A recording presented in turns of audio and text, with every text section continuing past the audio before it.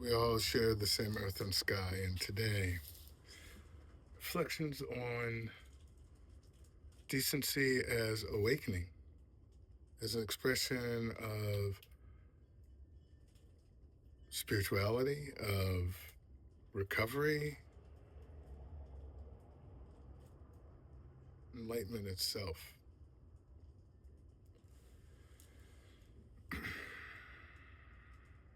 When I came to recovery, what actually got me into recovery was indecency. It was lying to my family and friends. It was the 5 incomplete suicide attempts as an adolescent.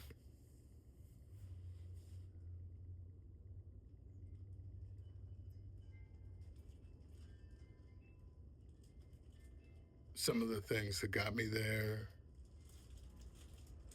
was I had a naturally dysregulated mind. Today we refer to it as anxiety, generalized anxiety disorder, expressed as depression and isolation and all these other things, which set me to seeking things outside of myself to try and fill the hole in the soul that was never successfully filled. Because as it turned out later, I found out there wasn't a hole, it was a story in the mind about a hole.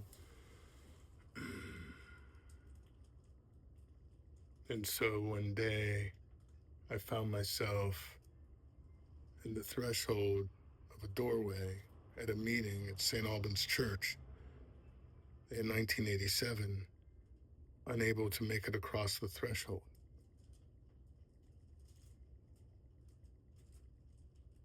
Filled with shame and guilt, disappointment,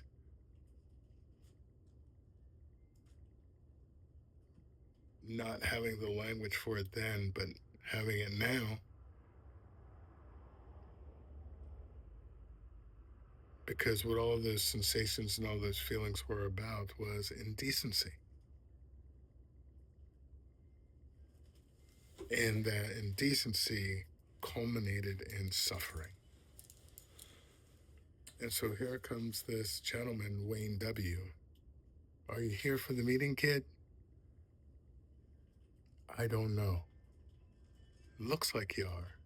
Why don't you come on in? I'll get you a cup of coffee. You can sit down and hang out with us. It's only an hour.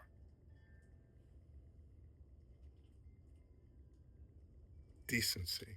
He was an expression of awakening. As a matter of fact, that Wayne gave me my first operating definition for love.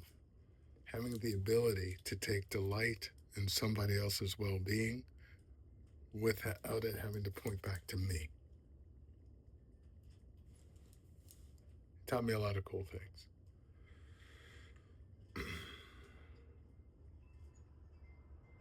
He handed me a piece of paper, pen, and said, when you hear something that makes sense, just write it down. Because you probably won't remember it right now because it's just too much shit going on in this room. But we care about you. And we'll love you until you love yourself. And I was sitting there saying, oh man, I don't even like myself. I don't even have a configuration for what that is. Because I was so immersed in the delusion and illusion of indecency. And so when people ask me in recovery, like, what is the point of step 12? The natural symptom of step 12 of spiritual awakening, like I said before, is having a sense of decency, of inclusiveness. We don't care what you've done in the past, how much or how little you have, who your connections were, yada, yada, yada. We only care about what your problem is, as you describe it, and how we can help. Decency. Years later, coming to Daibososa Zendo Kongoji, this is how we bow.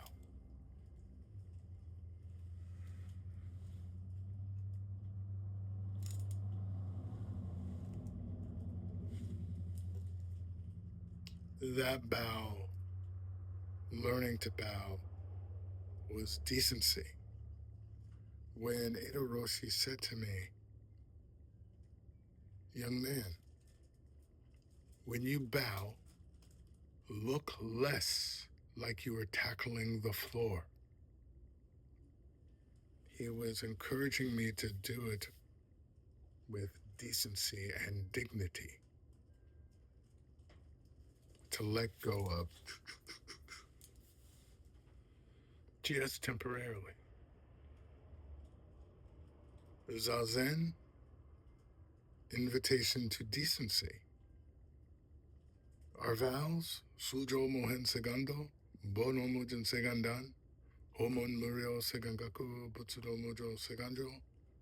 However innumerable all beings are, we vow to care for them all as a result of decency. However inexhaustible our illusions and delusions are, we vow to extinguish them all because of decency.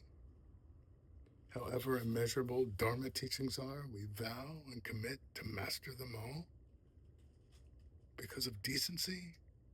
And however endless the Buddha's way is, Buddha meaning universal identity of loving presence, we vow to follow it because we are decency itself when we do not abandon our authentic nature and traits, which is love.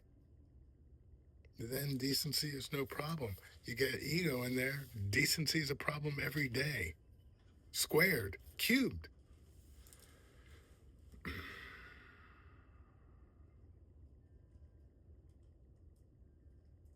All the lessons. Though I did not understand it at the time, was immersion lessons that lean towards decency. I was going to have to sit there and compost the abuse, the suffering, everything that I went through, the wildness of the mind that is not under my direct control. Like people say, my mind.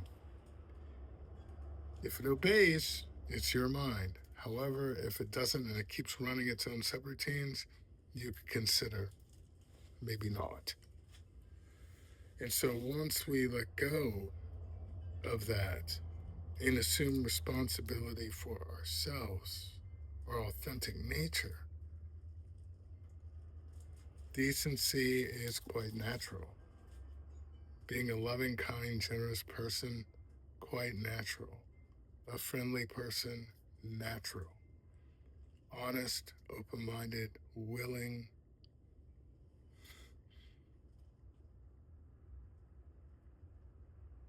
non-insecure, non-anxious, non-self-doubting, very appreciating. Decency is not even a question. Looking around right now and some of all of the insanity, unsoundness of mind are all symptoms of indecency. And if there is indecency, it is not healthy. When's the last time someone was indecent and it made everything better? Was not a part of negative karmic causes and conditions.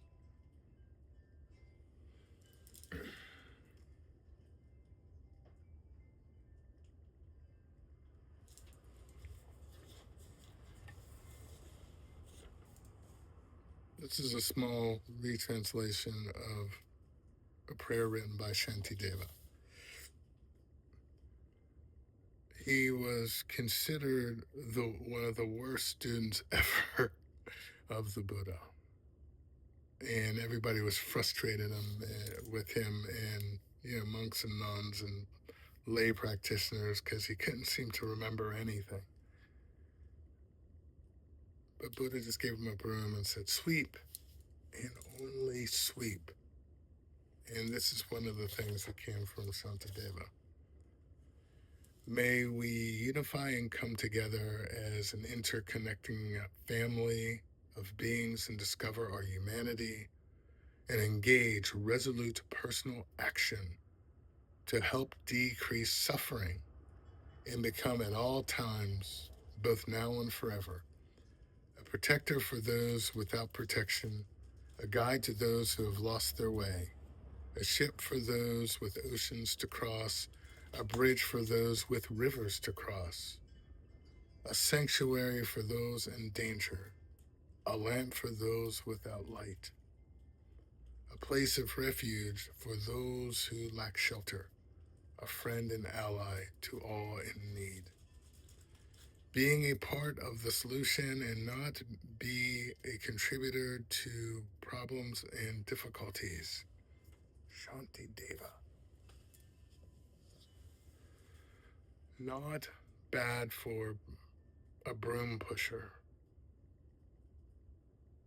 to through that simple activity to discover decency.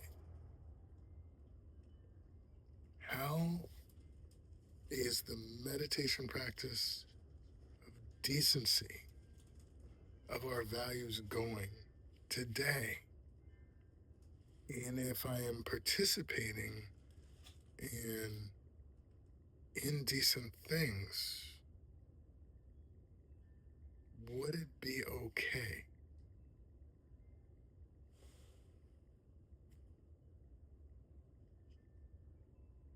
to just stop and go the other way? Physically, mentally, emotionally, spiritually.